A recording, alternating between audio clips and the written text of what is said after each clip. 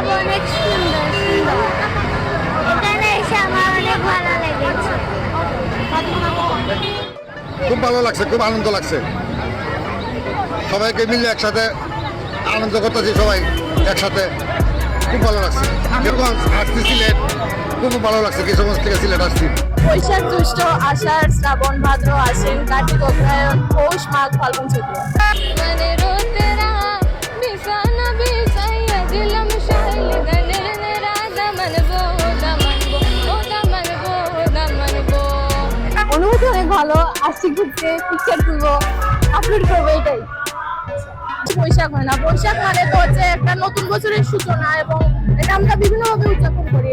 আর এটা হচ্ছে ইলিশ, যেহেতু মাছের ভাতে বাঙালি তাই মানুষের পান্তা ভাত আর ইলিশ খায়। আমার সাথে মাত্র জি